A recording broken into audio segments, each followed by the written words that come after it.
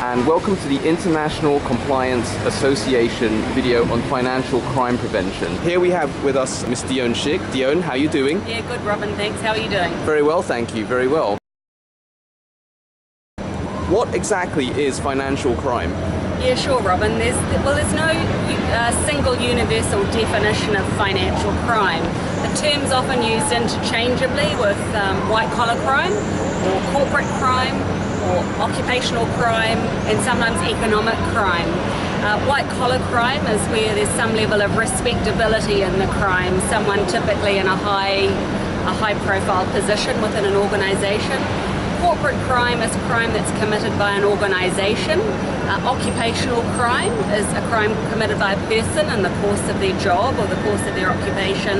And of course, economic crime is crime relating to financial fraud, money laundering, that kind of thing.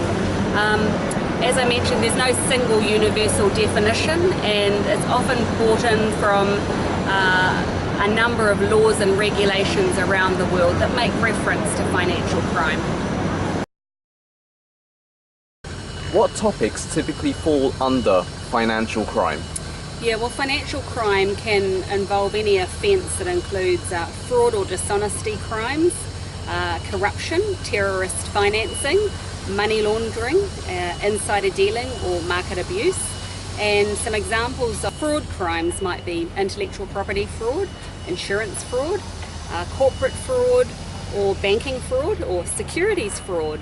And of course the emerging areas are internet fraud, cyber fraud, and the internet vulnerabilities generally, Robin. When and how did it become a separate area of study? Yeah, sure. Well, just as anti-money laundering sort of came out of the shadows in the last few years, financial crime is also coming out of the shadows now as a result of a sharp increase in the regulation, the laws that specifically relate to the financial services industry, and of course there's been a number of high-profile cases in the last few years. So just to give you an example, there's been an increased regulatory focus on insider trading and prosecuting those cases, particularly here in Asia as well. And also with the passing of the UK Bribery Act in 2010, regulators have been taking a close look at bribery and corruption, and financial services companies have been taking an increased interest in training their staff in these very important areas, because financial services businesses need to mitigate the risks that arise from this regulatory scrutiny. So Dione, financial crime, why is it important? Yeah, it's often said that financial crime is a victimless crime. Well, actually nothing could be further from the truth, because when someone profits from trading on inside information, then someone loses as a result of that. So if you've ever traded in shares, it's highly likely that you've been a victim of financial crime. Another example is tax evasion. So when someone doesn't pay their taxes, or they don't pay the correct amount of taxes, then the government of that country still needs to collect the same amount of tax. So it collects that tax from you and me, honest taxpayers. So if you pay tax or have traded shares, it's highly likely that you and I have both been a victim of financial crime. So combating financial crime is critically important for a couple of reasons. One, regulatory stability. A country needs to have good rules, good laws, good enforcement in order to be attractive for investors. And also, secondly, there's been international cooperation around terrorism, including economic and trade sanctions against countries and threat groups. And this is also further shining the spotlight on financial crime. What are the career prospects for someone with a financial crime qualification? Yeah, sure, that's a great question. Well, assuming we're not talking about law enforcement, there's really three main areas where a career in financial crime can go or can come from. First area is in compliance. So compliance with financial crime laws and regulations, such as I said before, insider dealing, or trade sanctions, so a compliance area around financial crime.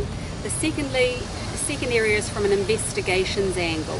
So once a financial crime incident has been committed, then teams within organisations need to investigate those allegations, build the case, and potentially hand those through for law enforcement and prosecution. So the investigations angle is very much a career path. And the third area is in the risk management area. Organisations are more and more needing to focus on the fraud risk that they face, and so financial crime risk is a part of that fraud risk. So in the risk area, that's really the third area of career opportunity. What are the typical attributes of the individuals who follow this career path? Yeah, that's a great question. And there's really two parts in financial crime. There's financial crime prevention and financial crime investigation.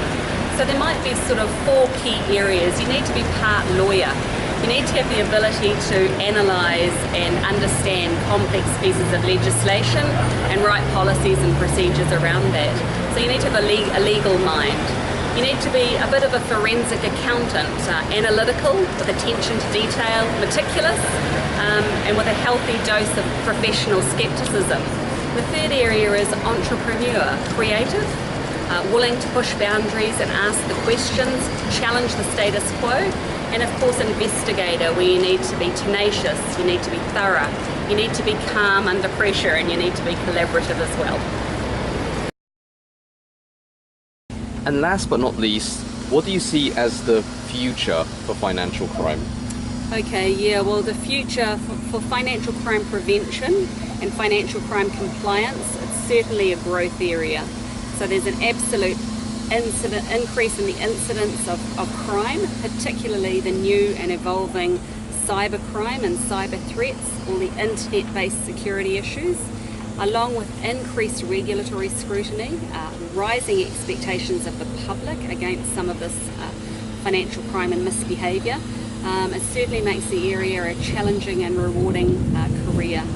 And as a mentor of mine once said, there hasn't been an outbreak of honesty yet, and he wasn't expecting one anytime soon. So there's a lot of work to be done, and the future for financial crime prevention and compliance is quite huge.